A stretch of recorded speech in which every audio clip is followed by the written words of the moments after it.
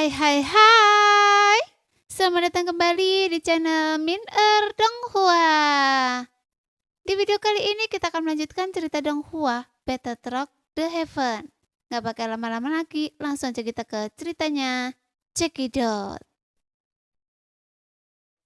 King Lin, Xiaoyan tiba-tiba bergidik. Mata yang familiar ini mengingatkannya pada gadis muda di benua Doki. Namun dia segera menggelengkan kepalanya, berpikir bahwa ini tidak mungkin. Karena bagaimana mungkin ular suci itu adalah King Lin? Bagaimana mungkin King Lin menjadi ular suci ras monster?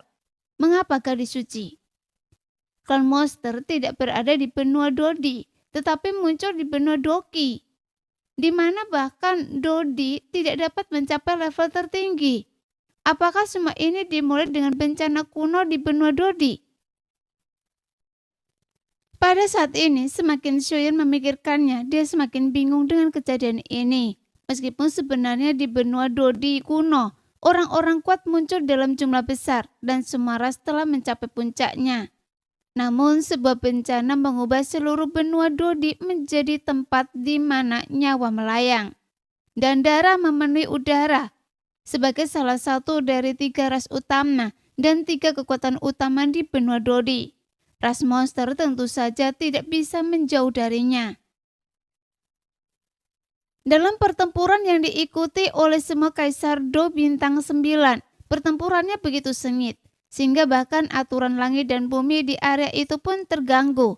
Dan turbulensi ruang angkasa yang tak terhitung jumlahnya melintasi langit dan bumi diwarnai merah dengan darah. Saat itu, semua Kaisar Do Bintang 9 dari klan monster yang dipimpin oleh orang suci monster terbunuh dalam pertempuran itu.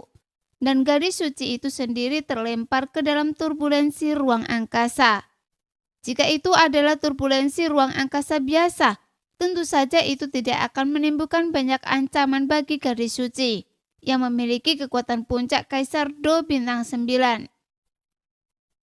Namun dengan begitu banyak Kaisar Do puncak yang mengambil tindakan dan keterampilan mereka dari berbagai atribut bercampur menjadi satu. Turbulensi ruang angkasa yang terbentuk tidak kurang dari lubang hitam, sehingga gadis suci terluka parah dan harus terus-menerus menguras semangat juangnya untuk melawan turbulensi ruang angkasa. Dan dia sudah kelelahan.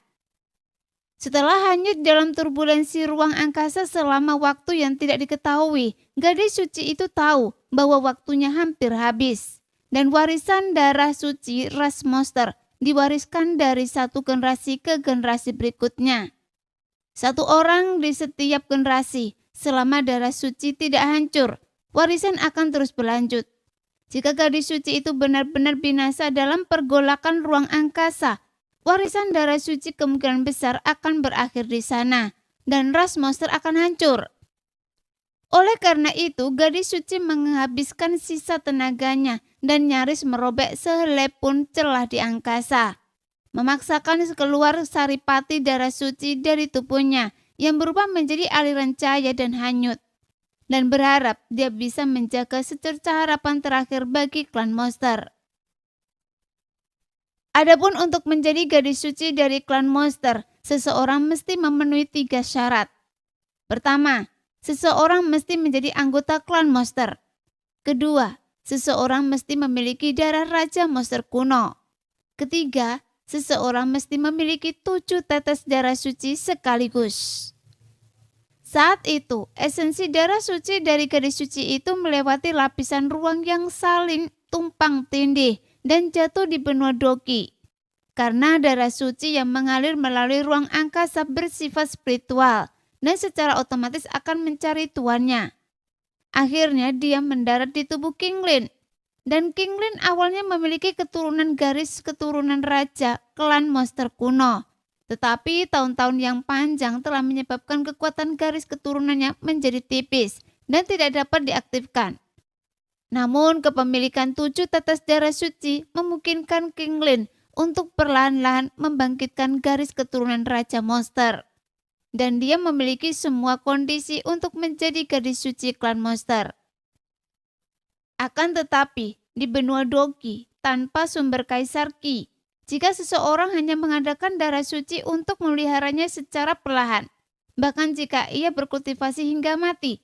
Kinglin yang kekuatan darahnya tipis tidak akan mampu menerobos ke Dodi sendirian. Apalagi memulihkan konsentrasi darah kuno yang murni dan benar-benar merangsang kekuatan darahnya. Tepat pada saat itu, Zanlo di pagoda Shinchen Suling terbangun. Dan hal pertama yang dilakukannya tentu saja memeriksa ruang mana dia berada. Dengan kekuatan Zanlo, kekuatan jiwanya menyapu seluruh benua Doki dan benar-benar merasakan nafas darah suci klan monster. Dan demi mencegah terputusnya garis keturunan klan monster di benua Dodi dan untuk membuka jalan bagi masa depan Xiuyan, Zanlo menangkap Kinglin dan membawanya ke menara. Dengan menggunakan sihir menara dan berbagai teknik rahasia, ia mengisolasi Kinglin di ruang rahasia di puncak menara dan menunggu Kinglin menembus level Dodi. Namun Kinglin sama sekali tidak menyadari semua ini, seolah-olah dia baru saja bermimpi. Dan ketika dia bangun, dia sudah berada di ruang di puncak menara. Setelah tiba di benua Dodi, dia menyerap sejumlah besar energi kaisar. Segera kekuatan mengerikan dari darah sucinya dan darah raja kunonya menjadi jelas, sehingga kultivasinya berkembang pesat, dan ia berhasil menembus alam Dodi dalam waktu singkat. Jadi semua ini adalah kebetulan dan takdir. Namun Kinglin tidak pernah menyangka bahwa orang pertama yang akan ditemuinya setelah mencapai level Dodi adalah Xiuyan, orang yang selalu dipikirannya siang dan malam. Apakah itu benar-benar Anda, saudara Xiuyan? Kinglin yang sedang berjuang juga terkejut ketika mendengar Xiuyan memanggil namanya. Kemudian dia menangis bahagia. Kerinduan yang telah dia pendam selama ini tiba-tiba meledak dan dua garis air mata bening mengalir keluar. Dia benar-benar lupa bahwa dia sedang telanjang saat itu dan menatap Xiuyan dengan tatapan kosong. Sejak mereka berada di benua Doki, Kinglin menyukai Xiuyan dari lubuk hatinya dan diam-diam telah menyerahkan dirinya kepada Xiuyan di dalam hatinya. Namun saat itu dia merasa bahwa dia lebih rendah dari Sun Er dan Cailin dalam segala hal. Dan takut Xiuyan akan memandang rendah dirinya, jadi dia menyimpan perasaan ini jauh di dalam hatinya. Namun semakin dalam perasaan itu tergubur, semakin kuat cintanya. Sekarang setelah dia melihat Xiuyan lagi di benua Dodi, Kinglin tidak bisa lagi mengendalikan emosinya dan tidak bisa menahan diri untuk tidak melingkarkan lengannya di leher Xiuyan. Saya pikir saya tidak akan pernah melihat Anda lagi. Tahukah Anda, saya sangat merindukan Anda. Kinglin begitu gembira hingga tubuhnya gemetar. Dia menangis, matanya penuh dengan keterikatan yang dalam. Mendengar panggilan sayang Kinglin, tampaknya telah menarik kembali sedikit kecerdasan Xiuyan. Tatapan mata Xiuyan mulai menjadi semakin lembut dan senyum muncul di sudut mulutnya. Melihat Xiuyan menatapnya dengan mata lembut, Kinglin merasakan perasaan manis di hatinya. Karena bagaimana dia bisa tahu bahwa saat ini Xiuyan sudah dalam keadaan kebingungan di bawah pengaruh angin jari Zanlo. Dia melihat segalanya dengan penglihatan ganda. Saat pipi gadis itu tampak sangat dekat dengannya, semakin pusing kepala Xiuyan, sehingga membuatnya tidak mungkin untuk mengatakan apakah dia sedang bermimpi atau tidak. Sekarang dia mendengar gumaman gadis itu dalam keadaan linglung, dan dia merasa itu sangat akrab dan baik. Namun keakraban dan kebaikan ini tiba-tiba membuatnya ingin berpegang teguh pada keabadian ini dan memilikinya selamanya. Sehingga kebahagiaan yang tiba-tiba itu langsung menyelimuti Kinglin, yang dipeluk oleh orang yang telah lama dikaguminya, sehingga tubuhnya gemetar. Dia memutar tubuhnya sedikit dan menggesek tubuh Xiuyan, menyebabkan Xiuyan yang sudah bingung hampir pingsan di bendungan terakhir. Dia tidak bisa menahan diri untuk tidak memeluk tubuh Kinglin yang lembut dengan erat. Saat mencium nafas agresif Xiuyan dari jarak sedekat itu dan merasakan pelukan kuat dari lengan Xiuyan, Kinglin tampaknya merasakan niat Xiuyan, sehingga jantungnya berdetak seperti rusa. Wajahnya yang cantik memerah, kulitnya menjadi merah muda dan bening, dan tubuhnya bergetar lebih hebat lagi. Tangannya yang ingin mendorong Xiaoyan menjauh menjadi lemah dan matanya yang menghindar sedikit panik. Tetapi juga samar-samar merindukannya melihat gadis itu dengan cara yang begitu lembut. Xiaoyan tidak bisa lagi mengendalikan dirinya. Dia mengerahkan kekuatan dengan kedua tangannya dan mengikat Qinglin dengan erat, yang menyebabkan detak jantung Xiaoyan bertambah cepat dan matanya penuh dengan nafsu. Karena Qinglin tidak pernah mengalami hal seperti itu, di bawah tangan jahat Xiaoyan seluruh tubuhnya sudah lemas, mengeluarkan suara teriakan terus-menerus untuk sesaat. Menara itu dipenuhi dengan romansa tanpa batas dan pemandangan musim semi yang tak berujung. Kulit si cantik seputih salju, gunung-gunungnya bergelombang. Setiap lekuk tubuhnya indah, menebarkan wangi yang memikat. Dan Xiaoyan telah berubah menjadi binatang buas.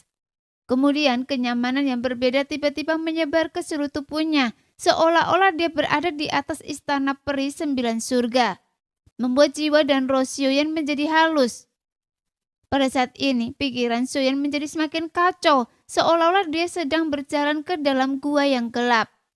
Lembah itu seperti mimpi, dan tetesan air sebening kristal menetes dari sekitarnya dari waktu ke waktu. Tetesan air itu memiliki kekentalan yang nyaman, seolah-olah akan menembus tulang-tulang manusia. Saat mereka masuk lebih dalam, langkah Xiaoyan menjadi semakin cepat, dan dinding gua tampak menjadi hidup, menekan ke arah Xiaoyan, seolah-olah mengikat Xiaoyan dengan erat yang membuatnya sulit bergerak. Anehnya, pengekangan dinding gua itu tidak menimbulkan rasa tidak nyaman yang menyesakkan. Sebaliknya, hal itu membuat Xiaoyan mengerang dari lubuk hatinya yang merasa sangat nyaman. Namun, karena berada dalam kegelapan, Xiaoyan merindukan cahaya di depan dan segera mempercepat langkahnya untuk menerobos penyergapan itu. Namun, kegelapan itu seakan tak berujung. Semakin keras Xiaoyan melawan, semakin lembut kegelapan itu. Kegelapan itu bagaikan banjir yang membanjiri jiwa Xiaoyan, membuat setiap sel dalam tubuh Xiaoyan menari-nari dan tak mampu mengendalikan dirinya. Sekarang Xiaoyan bagaikan seorang pencari jalan di malam hari yang tersesat dalam kegelapan. Dia hanya bisa mengarungi arus dan berlari cepat di sepanjang jalan setapak yang terpencil. Dia tidak tahu sudah berapa lama dia berlari atau sudah berapa lama kali dia meraung. Dan Xiaoyan hanya merasakan sarafnya yang tegang mengendur. Dia mengambil langkah terakhir dengan sekuat tenaga dan kemudian pingsan. Pada saat ini, cahaya bulan seperti air mengalir turun dari jendela atap di puncak menara. Semuanya tampak polos dan kabur. Penghalang itu sudah lama sunyi. Di tanah yang diukir dari batu giok putih, tubuh seperti batu giok dengan sisik hijau tergeletak di tanah dengan rambutnya acak-acakan, dan dia berbaring lemah di tubuh Xiaoyan yang sudah tertidur lelap. Pada saat yang sama, di kuil suci klan monster yang jauh di langit sudah dipenuhi orang-orang yang beribadah. Semua jenis pemimpin klan monster datang dari mana-mana dan hati mereka belonjak karena kegembiraan. Di depan kuil suci, sebuah patung besar manusia bertubuh ular memancarkan cahaya terang dengan api hijau yang menyala di sekujur tubuhnya. Dengan 99 dan 81 ular kecil ilusi berputar di sekelilingnya, memancarkan tekanan yang mencengangkan. Di semua klan monster yang diterangi oleh api hijau, kekuatan yang telah lama tertidur dalam darah mereka mulai bangkit lagi. Dan semangat juang mereka sedikit meningkat di bawah rangsangan yang tak terlukiskan. Dengan kembalinya gadis suci itu, ada harapan bagi kebangkitan ras monster kita. Banyak tokoh tingkat kuno yang telah hidup selama ratusan ribu tahun menangis terseduh-seduh. Sejak kematian gadis suci dalam bencana kuno, ras monster telah menurun karena kemungkinan membangkitkan kekuatan garis keturunan mereka telah sangat berkurang. Karena gadis suci adalah dewa ras monster dan kunci suci untuk membuka kekuatan garis keturunan mereka. Sekarang, setelah gadis suci kembali, bagaimana mungkin orang-orang klan monster tidak bersemangat? Saat ini, Raja Monster berdiri depan patung gadis suci dengan kedua tangannya terkepal erat. Semakin besar kekuatan yang dia kerahkan, semakin besar pula getaran tinjunya. Bagaimanapun kembalinya gadis suci sangat berarti bagi klan monster. Namun ekspresi gembira Raja Monster hanya bertahan sesaat, sebelum dia berubah dingin dan wajahnya menjadi suram dan menakutkan. Kemudian tatapan Raja Monster tertuju pada sisik di tengah pinggang gadis suci itu, yang memiliki cahaya darah samar di sekitarnya. Jika dia tidak melihat dengan seksama, akan sangat sulit untuk melihatnya. Bahkan jika dia melihatnya, tidak seorang pun akan tahu artinya kecuali Raja Monster. Siapakah yang begitu berani untuk menumpangkan tangan pada gadis suci? Orang ini harus dieksekusi. Raja Monster sangat murka hingga dia ingin menghancurkan orang ini menjadi abu untuk melampiaskan kebenciannya. Namun meskipun marah, ekspresi Raja Iblis kembali tenang dalam sekejap. Bagaimanapun kembalinya gadis suci adalah berita besar dan harapan bagi klan monster. Dan klan monster membutuhkan keyakinan yang tak tergoyahkan. Jadi masalah ini tidak boleh dibocorkan. Saudara-saudaraku, sekarang gadis suci kita telah kembali. Dia akan memimpin klan monster kita kembali ke puncak. Raja Monster mengangkat lengannya dan berteriak sehingga langsung menimbulkan esensi hebat. Gadis suci sekarang berada di barat daya. Prioritas utama kita adalah agar semua klan segera mengirim pasukan elit mereka ke barat daya untuk menemukan gadis suci dan menyambutnya kembali. Kemudian semua klan menerima perintah satu demi satu dan suara sinyal meledak di seluruh wilayah udara klan monster. Kemudian para elit keluar menuju barat daya benua Dodi.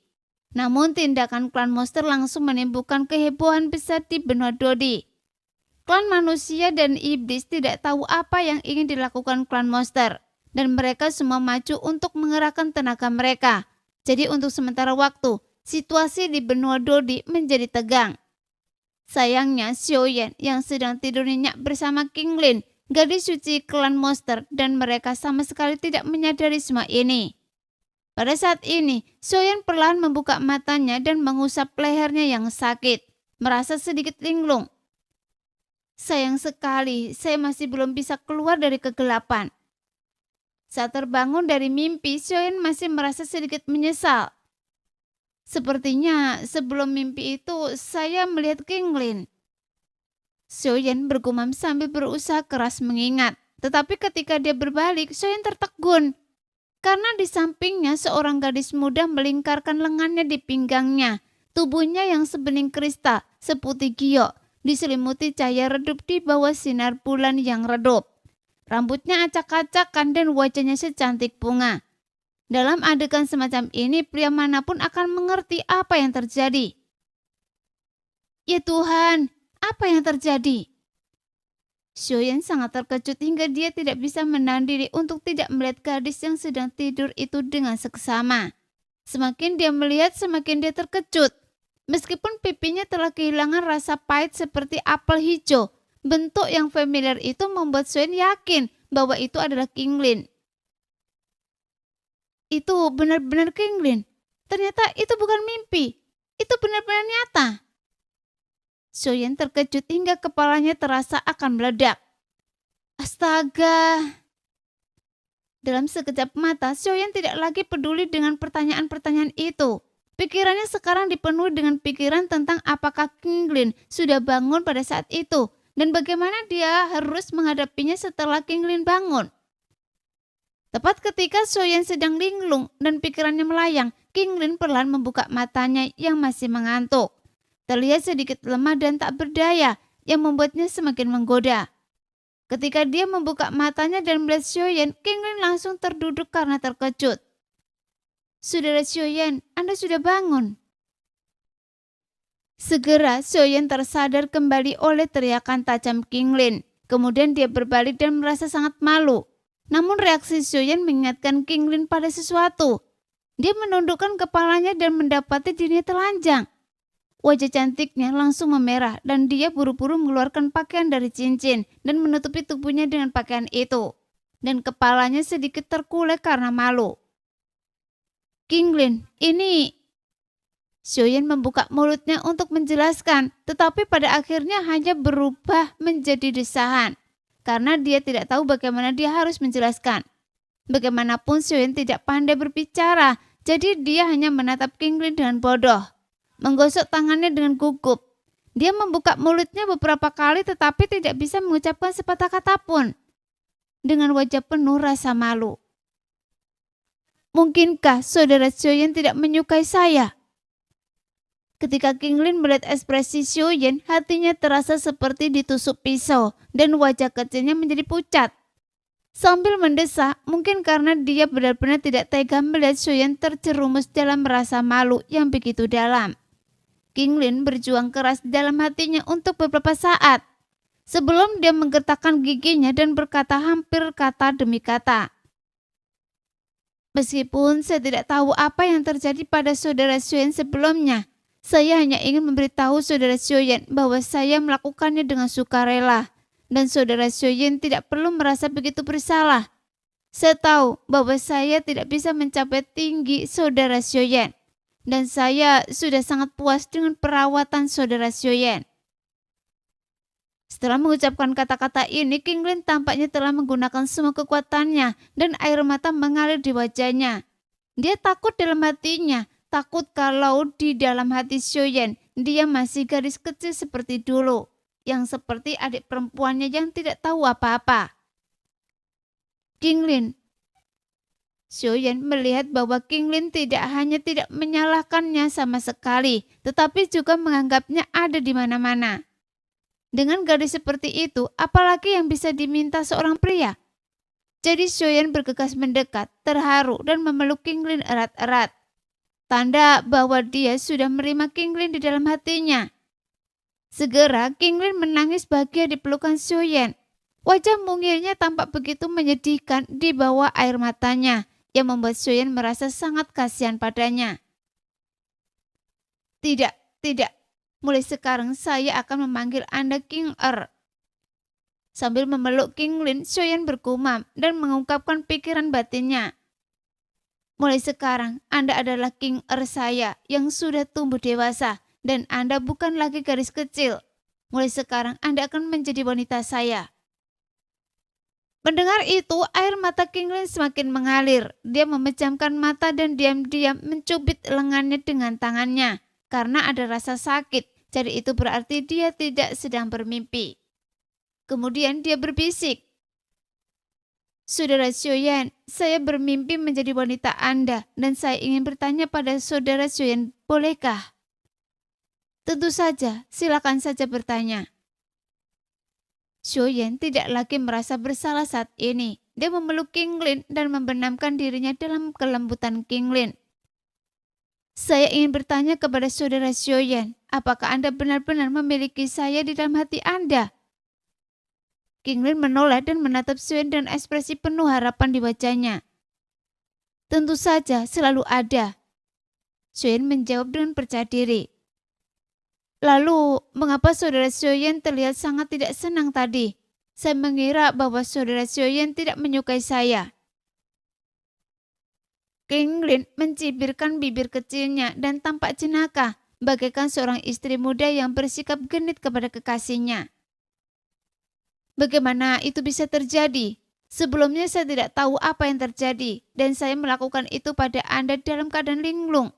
Bahkan saya tidak menyangka itu adalah Anda. Jadi saya takut saya memaksakan diri pada Anda, dan Anda tidak ingin melakukannya.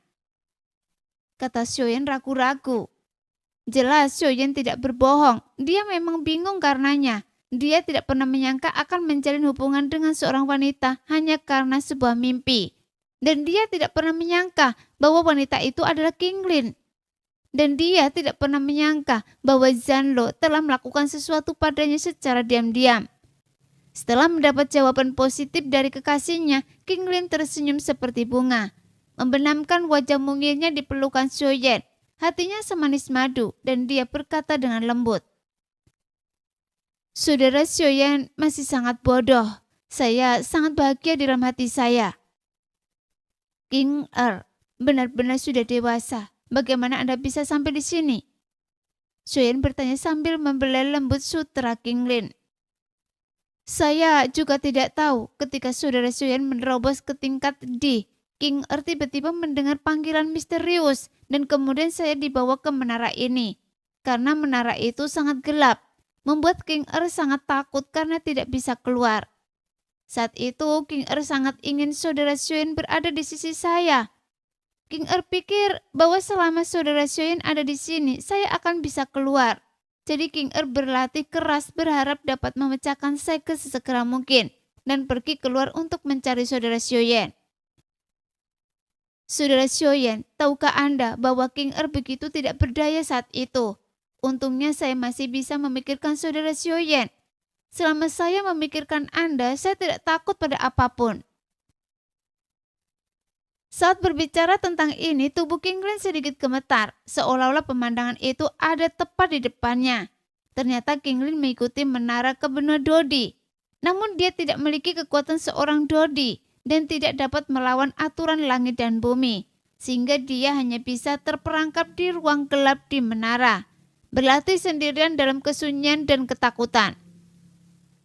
Baiklah, King Er, semuanya sudah berlalu. Sekarang saya ada di sisi Anda. Dan Anda tidak lagi sendirian, jadi Anda tidak perlu takut lagi.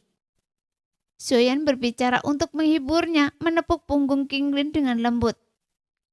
Ngomong-ngomong, waktu saya di puncak menara, sering ada suara yang mengatakan jika saya adalah gadis suci dari ras monster dan meminta saya untuk berlatih dengan baik, karena saya akan mengemban tanggung jawab penting di masa depan. King Lin tiba-tiba mengangkat kepalanya dan berkata kepada Xiuyan dengan sedikit kebingungan. Mendengar itu, Xiuyan hampir tersedak dan kehabisan nafas untuk waktu yang lama. Kemudian dia teringat identitas King Lin sebagai gadis suci dari klan monster. Jadi dia membalikkan tubuh King Lin, memegang bau King Lin dan menatap King Lin dengan serius, yang membuat King Lin tampak sedikit kaku dan malu-malu. Dan dia merasa sedikit bangga dalam hatinya. Hei, wanita saya adalah gadis suci dari klan monster. Tetapi sebelum Xiuyan selesai berbicara, dia merasakan baskom berisi air dingin disiramkan ke kepalanya. Gadis suci? Apa itu gadis suci? Orang suci dari ras manapun murni dan tanpa celah. Tetapi King Lin adalah wanita saya sekarang. Jika klan monster mengetahuinya, apakah mereka akan melawan saya sampai mati? Tapi jika klan Xiu saya sudah menjadi kuat, saya akan menikahi gadis suci dari klan monster dengan percaya diri. Pada saat ini, Xiuyan memiliki keinginan yang sangat kuat untuk memperluas kekuatannya dan meningkatkan kekuatannya. Ada apa? Apakah Anda merasa tidak enak badan? Atau apakah saudara Xiuyan takut kalau King Lin adalah gadis suci dari klan monster? King Lin melihat wajah Xiuyan sedikit muram dan bertanya dengan sedikit khawatir. Saya baik-baik saja. King Er adalah gadis suci dari ras monster. Di benua Dodi, ini adalah status kehormatan tertinggi. Mengapa saya harus malu? Xiuyan perlahan menceritakan kepada King Lin tentang struktur benua Dodi dan pengalamannya setelah datang ke benua Dodi. Tetapi dia mendesah pelan dalam hatinya.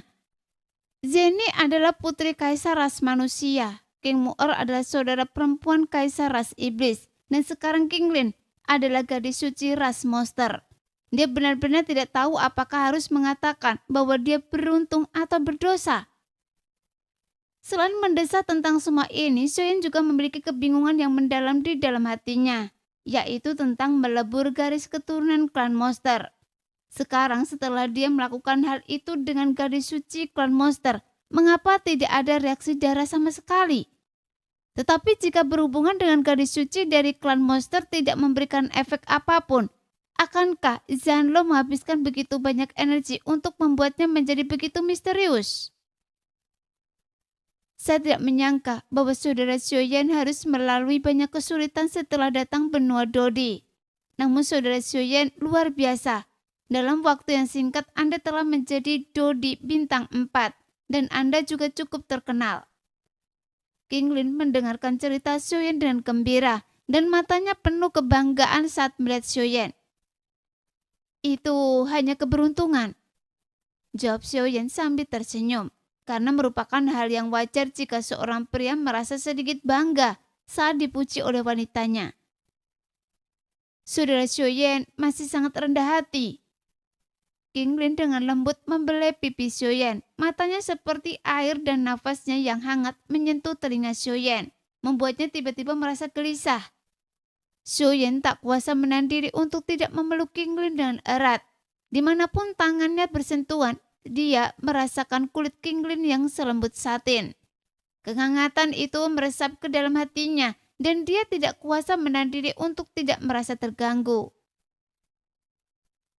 Kemarin saya linglung dengan seorang wanita cantik di pelukan saya, tapi saya tidak ingat apapun. Sayang sekali. Xiaoyan meratap Qinglin, detak jantungnya mulai bertambah cepat dan tenggorokannya terasa sedikit kering. Qinglin mengangkat kepalanya dan menatap mata Xiaoyan yang mulai kabur. Dia tampaknya telah merasakan niat Xiaoyan dan buru-buru mengumpulkan kerah bajunya yang longgar untuk menutupi kecantikannya yang setengah terekspos. Wajahnya memerah seperti bunga persik dan dia menundukkan kepalanya dan malu-malu. Tanpa ia sadari, sikap malu-malu wanita itu yang ingin menolak tetapi juga ingin menerima telah membangkitkan hasrat Xiaoyan. Pada saat ini, Xiaoyan menatap pipi wanita cantik itu yang sedingin es, merasakan kecantikannya dan mengharukan. Hati dan jiwanya bergetar. Ia tak kuasa menahan diri untuk tidak mendekat dan mencium bibir merah ceri wanita itu. Tidak, tidak. Tinju merah muda yang melambai itu jatuh lemah pada Xiaoyan.